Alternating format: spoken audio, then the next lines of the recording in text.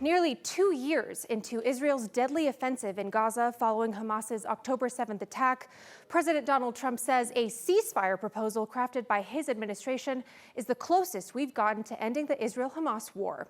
In the past, several peace plans have fallen through. Israeli Prime Minister Benjamin Netanyahu said he agrees with the plan. Hamas has yet to respond. I spoke with Dr. Hilary Kalisman, Associate Professor of History and Endowed Professor of Israel-Palestine Studies at CU Boulder, who says the main goal of the 20-point plan is to end the war as soon as possible. As an overview, the plan demands that Hamas release all hostages in exchange for Israel's release of Palestinian prisoners.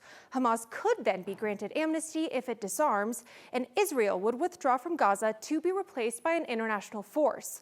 She said some less concrete but still crucial points include a renewed influx of aid and that Israel would no longer annex regions or expel Palestinians. However, questions remain, including whether Palestinians will have a say on how they're governed and what a durable solution to the conflict will be. The things that are in there are like the possibility for an end to the war, like an end to the current carnage.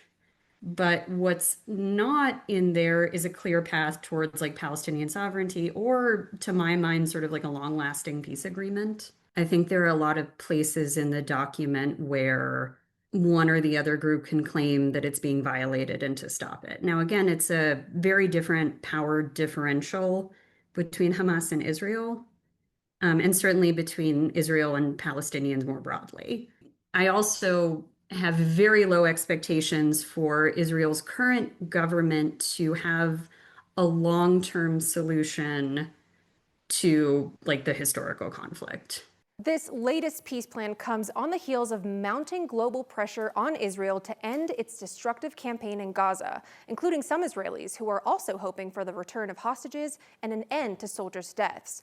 Consequences of Israel's offensive, including more than 60,000 Palestinian deaths, famine, and displacement, led many organizations to conclude that Israel has committed genocide against Palestinians in Gaza. Dr. Kalisman said that while the peace plan references Palestinian suffering, it doesn't overtly say who is to blame for it. I asked her what we could expect to happen in the face of these accusations if the plan is agreed to.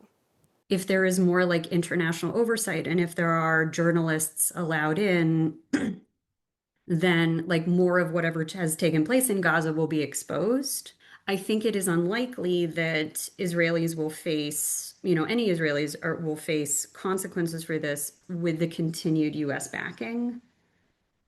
And again, like that's not really in this plan. What I do think, though, you might see is, again, like an improvement in like the loss of life that's taking place in Gaza. Israel's approval of the ceasefire proposal will be formalized upon a cabinet vote. The plan itself is not final, as Hamas, who is under pressure to accept, could ask for changes.